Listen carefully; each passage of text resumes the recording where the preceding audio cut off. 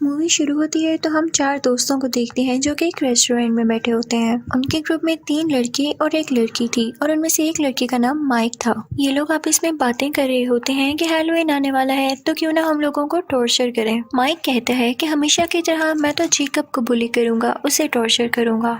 In fact Jacob एक innocent सा लड़का था जिसे हर साल माइक तंग किया करता था। ये प्लान सुनकर उनकी फीमेल फ्रेंड उन्हें मना करती है कि तुम लोगों को ऐसे किसी को तंग नहीं करना चाहिए और जेकब का क्या कसूर है जिसे तुम लोग हर साल सताते हो। तो माइक कहता है कि तुम्हारे सवाल में ही तुम्हारा जवाब है कि हम उसे हर साल सताते हैं और ये अब हमारी आदत बन चुकी है। तुम क्या जानो कि उसे सताने में कितना मजा आता है। वो लड़की उस ग्रुप में मौजूद अपने बेस्ट फ्रेंड को भी मना करती है कि ऐसा नहीं करना तुम, लेकिन जब माइक उसकी बात नहीं मानता तो वो वहाँ से उठकर चली जाती है। फिर हम देखते हैं कि माइक और उसका दोस्त खाना खा चुके होते हैं और अब वो जाते हैं मैनेजर के पास बिल पे करने के लिए। तो मैनेजर उनसे पूछने लगता है कि हैलोवीन आ रही है, तुम लोगों के क्या प्लान्स हैं। तो माइक उससे कहता है कि हम एक लड़के को बहुत बुरी तरह टॉर्चर करने वाले हैं जिससे हमें बहुत मजा आने वाला है। तो मैनेजर भी अपना इंटरेस्ट शो करता है और कहता है कि मैं भी जाना चाहता हूँ, मैं भी देखना चाहता हूँ कि तुम लोग कैसे उसे टॉर्चर करोगे। माइक कहता है कि नहीं, ये मेरी और मेरे दोस्तों का प्लान है।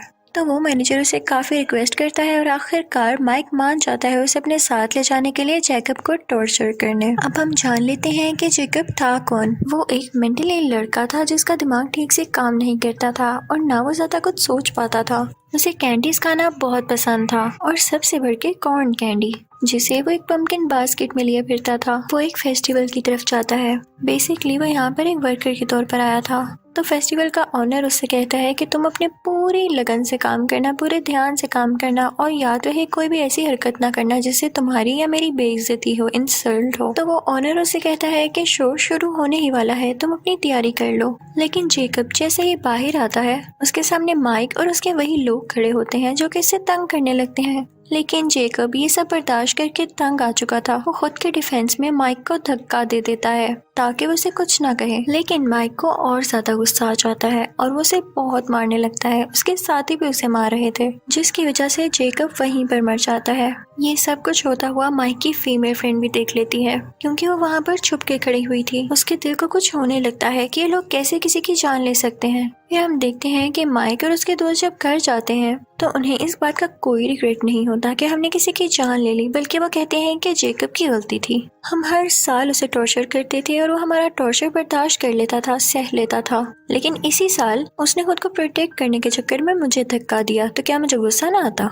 यानी इतने जालिम थे ये लोग। दूसरी तरफ हम देखते हैं कि माइक की वही फीमेल फ्रेंड बहुत बुरा फील कर रही होती है जेकब को लेके। जब फेस्टिवल में शो का ऑनर ये देखता है कि जेकब को किसी ने मार दिया है तो उसे बहुत गुस्सा आता है कि मेरे वर्कर को कोई ऐसे मारकर कैसे जा सकता है। वो दिल का अच्छा इंसान होता है। वो जेकब की बॉडी को उठाकर अंदर ले आता है और उसके फेस पर कोई मास्क पहनाता है। उसके बाद वो एक रिचुअल करने लगता है जिससे किसी की सोल उसके अंदर आ जाती है और अब जख्मी जेकब फिर से जिंदा हो जाता है ताकि वो बदला ले सके उन लोगों से अपने मर्डर का। दूसरी तरफ हम देखते हैं कि माइक की फीमेल फ्रेंड टाउन के शेरिफ के पास जाती है और उसे सब कुछ बताती है कि जेकब को किन लोगों ने मारा और किस तरह मारा। तो शेरिफ ये सब सुनकर कहता है कि ठीक है, मैं इसे नोट कर लेता हूँ, लेकिन अभी तक मेरे पास इसकी कोई रिपोर्ट नहीं आई। लेकिन जब शेरिफ को पता चलता है कि टॉर्चर करने वालों में से एक उसका बेटा ही था यानी माइक, तो उसे यकीन नहीं आता कि मैं टाउन का शेरिफ हूँ और मेरा बेटा ऐसे कर सकता है।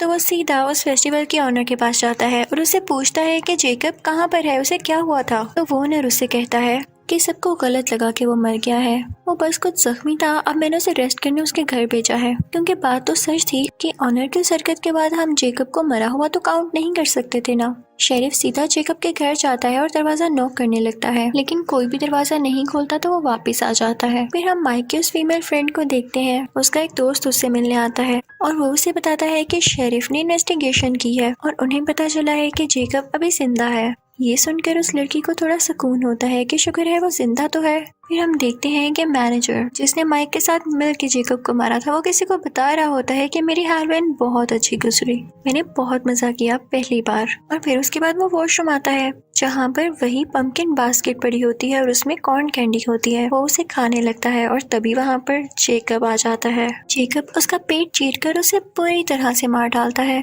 यानी उसने अपने एक मर्डर से बदला ले लिया था। उस जगह पर शेरिफ भी आ जाता है और इन्वेस्टिगेशन करने लगता है। हर तरफ कैंडी कॉर्न बिखरी हुई थी। जब शेरिफ इन्वेस्टिगेशन करता है तो उसे पता चलता है कि उस रात जेकब को टॉर्चर करने वालों में से ये मैनेजर भी था। तो उसे पता नहीं क्यों ये शक होता है कि इसके पीछे जेकब का हाथ है, जेकब ने ही से मारा है। वहाँ पर माइक की वो फीमेल फ्रेंड भी होती है जो कि अपने बेस्ट फ्रेंड के साथ आई होती है। तो शेरिफ उनको भी सब कुछ बताता है, जो कि जाकर वो माइक और उसके दोस्त को बताते हैं। माइक कहता है कि ये तो पॉसिबल ही नहीं है कि जेकब किसी का मर्डर कर सके, उसमें इतनी हिम्मत कहाँ से आई। उसमें अगर इतनी हिम्मत होती तो वो खुद को बचा न लेता। और जहाँ तक बात रही मैनेजर के मर्डर की, तो हो सकता है उसके किसी दुश्मन ने उसका मर्डर किया हो, जरूरी तो नहीं है कि जेकब ही हो। तो बाकी सब लोग भी इस बात को मानने पर तैयार हो जाते हैं कि हो सकता है कि उनका ख्याल ही हो। लेकिन जैसे ही वो लोग माइक के दोस्त के घर से जाते हैं तो उसे अजीबोगरीब हरकतें महसूस होना शुरू हो जाती हैं अपने घर में। वो आगे बढ़कर देखता है तो उसे भी वही पंपकिन बास्केट दिखाई देती है। वो बहुत हैरान होता है कि ये यहाँ पर कैसे आ गई, और इसी हैरानी में उस पर जेकब अटैक कर देता है। वो उसे दीवार के साथ लगा के अपने हाथ से ही उसकी स्पाइनल कॉर्ड यानी रीढ़ की हड्डी खींच लेता है, जिससे उसकी फौरन डेथ हो जाती है। दूसरी तरफ हम देखते हैं कि शेरिफ को पूरा शक होता है कि ये मर्डर जेकब ही कर रहा है। तो वो दोबारा से उस फेस्टिवल ओनर के पास जाता है। तो वो उसे आगे से कहता है कि मैंने आपको बताया ना कि वो जख्मी था और मैंने उसे अपने घर रेस्ट करने के लिए भेजा है।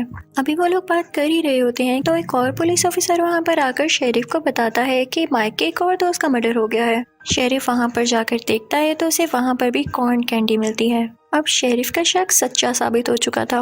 वो जेकब के घर जाता है लेकिन उसे वहाँ पर जेकब नहीं मिलता। जब वो उसके बेड के नीचे देखता है तो एक अजीब सी डेड बॉडी होती है जो कि बहुत पुरानी थी और वो जेकब की मदर की थी। लेकिन इस बॉडी का बाकी होने वाले मर्डर से कोई लेना देना नहीं था। शेरिफ अब खुद जेकब की तलाश में निकल पड़ता है और अपने बेटे माइक से कहता है कि तुम घर में रहोगे, बाहर मत निकलना, खतरा है तुम्हारी जान को। शेरिफ इस वजह से शहर भर में होने वाले कार्निवल, फेस्टिवल्स और इवेंट्स को रोक देता है और कहता है कि सब अपने घरों में रहें। ये सुनकर सब लोग बहुत गुस्सा होते हैं। उस फेस्टिवल के ओनर का जो स्टाफ था वो भी उस पर गुस्सा होता है कि कुछ न कुछ तो है जो आप हमसे छुपा रहे हैं और ये शायद आप ही की वजह से हो रहा है। अब हम कमाएंगे किस तरह। तभी उनमें से एक आदमी जिसका नाम बिशप होता है वो उस फेस्टिवल के ओनर से मिलता है और कहता है कि क्या जो तुम कर रहे हो वो ठीक है, तुम जो भी कहोगे मैं उस पर बिलीव कर लूंगा। तो वो ओनर कहता है कि जी बिल्कुल ठीक कर रहा हूँ मैं। हम जैसे लोग, हम जैसे छोटे लोग हमेशा टॉर्चर होते आए हैं और माइक जैसे बड़े लोग हमें टॉर्चर करते आए हैं। ये उनकी आदत बन चुकी है दूसरों को सताना